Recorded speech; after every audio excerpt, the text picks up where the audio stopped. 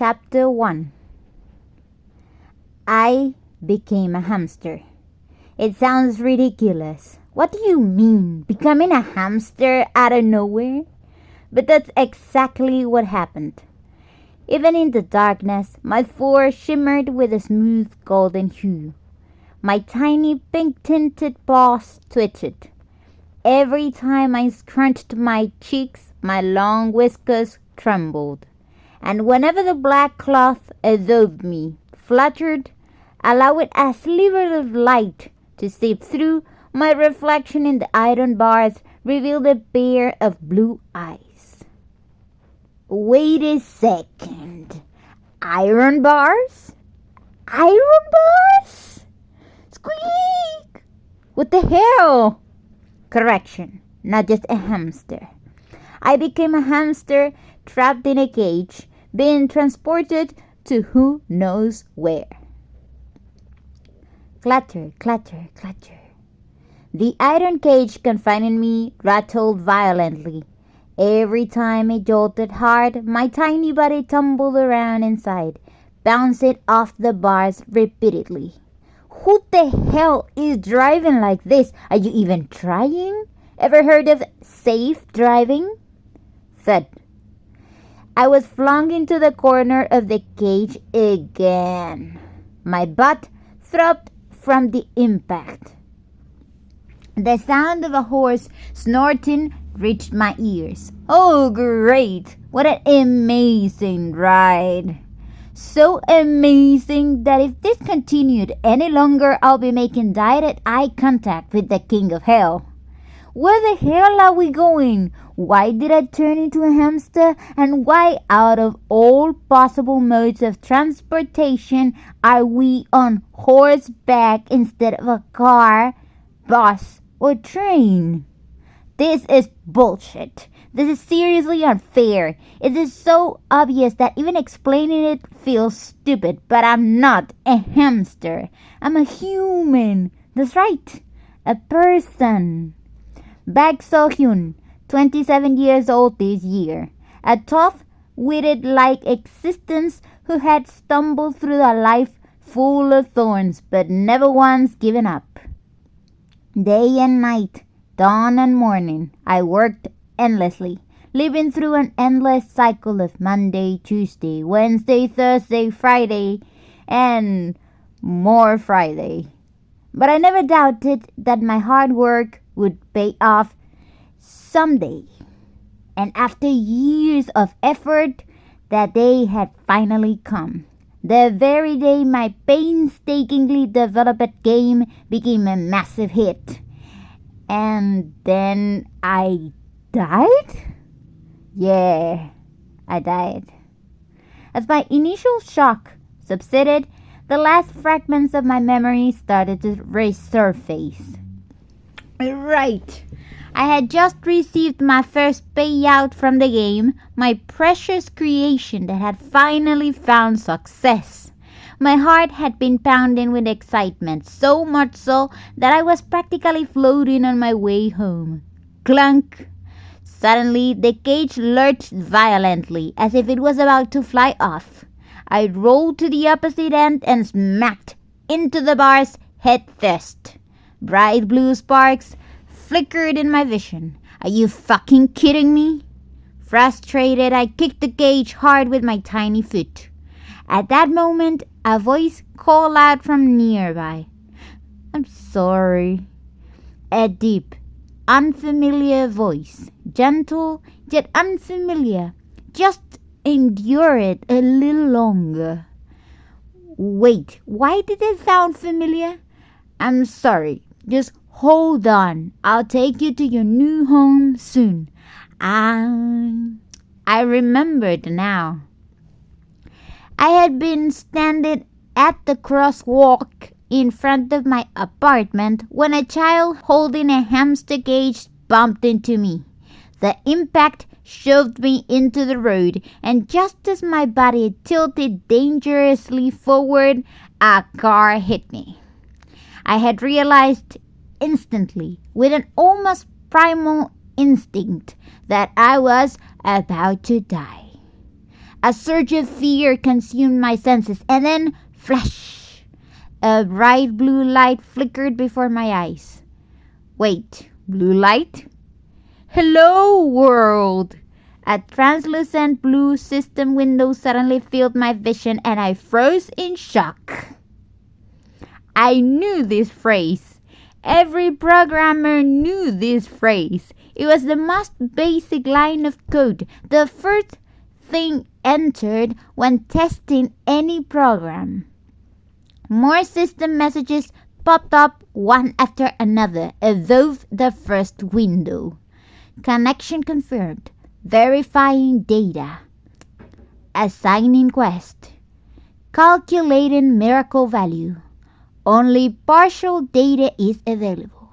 Synchronization incomplete. Please wait. Synchronization 0% complete. What the hell? Data? Quests? Synchronization?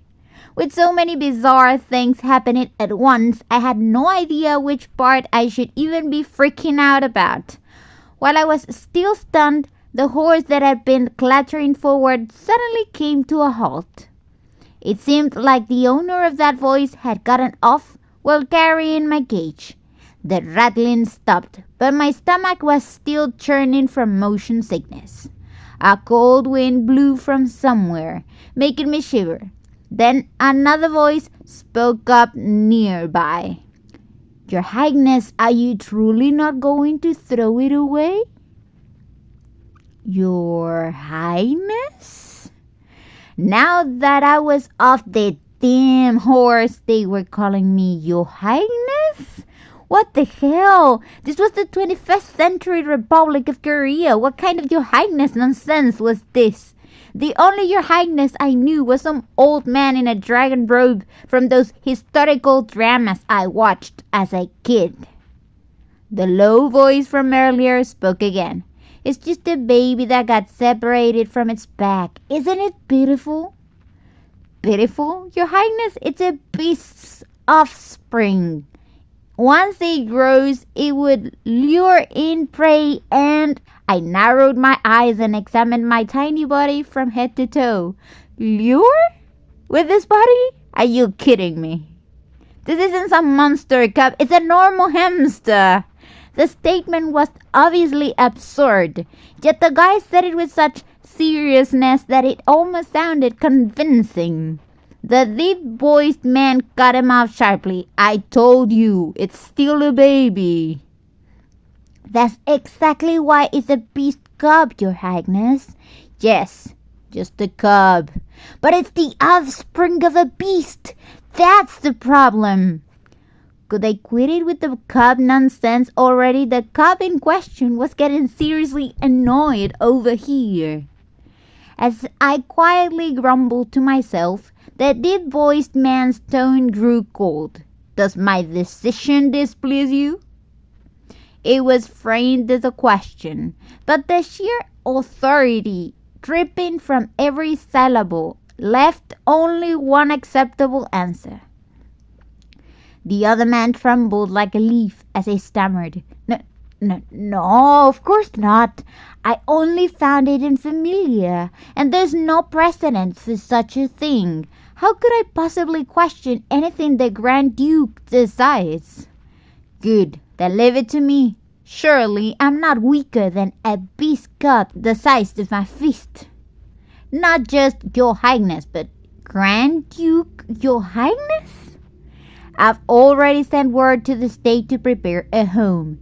Keeping it a mere decoration would be laughable. You could just keep an ordinary mouse. Shall I fetch one for you? No. So don't make me repeat myself. Understood. Stubborn as hell, aren't you? Clank, clank. Every time he walked while carrying my cage, the sound of armor clinking and heavy footsteps echoed around us. I could feel the air warming slightly as if we were climbing stairs. So it was winter outside? When I died, it was summer. The realization hit me like a ton of bricks. My situation was completely abnormal.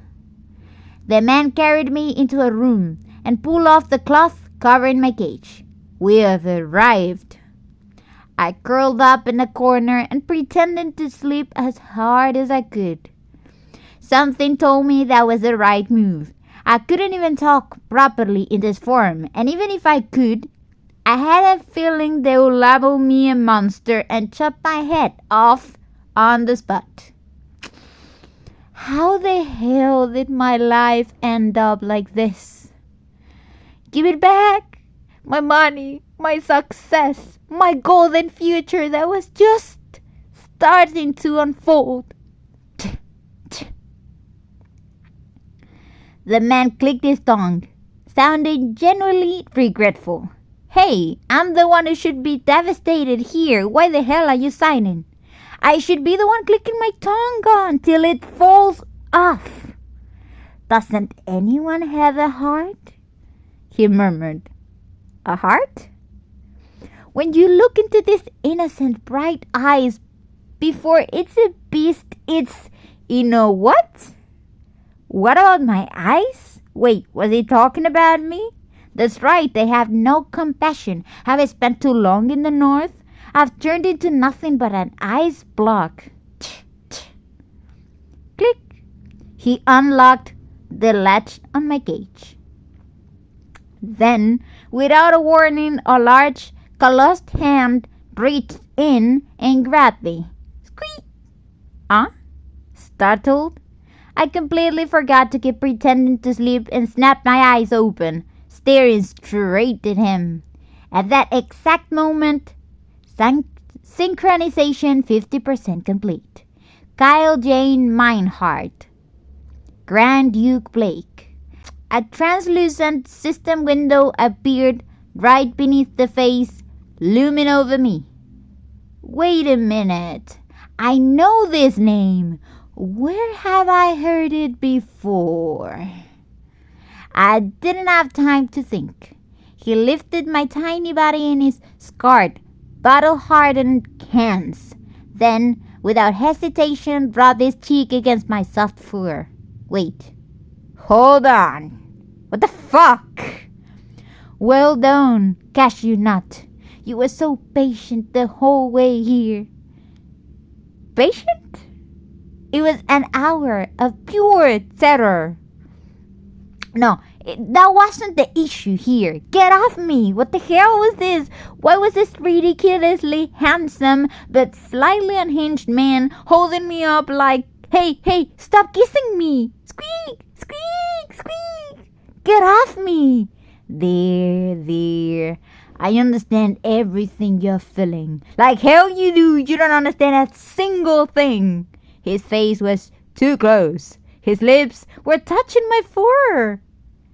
Squeak, squeak, squeak, squeak. You son of a... What the actual fuck?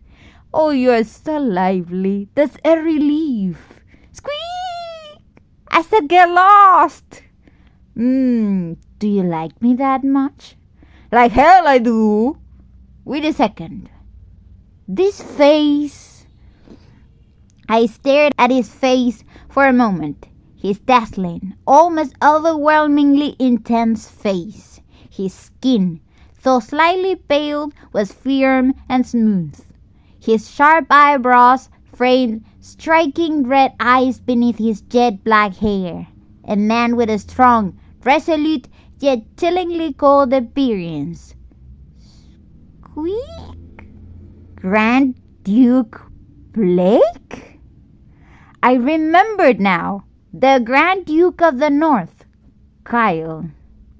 He was a supporting character from a novel I had skimmed through a few days ago during my commute, Heart of Winter. To make matters worse, he wasn't even an important character. He was someone who died halfway through the story. The moment I read about his tragic end, I dropped the novel without hesitation. The only reason I even remember him among the dozens of characters was that his fate had been the most miserable of them all. His destiny was as Ruthless as his personality, I had signed in pity more times than I could count while reading. So I died and got reincarnated into a novel? Cashew nut?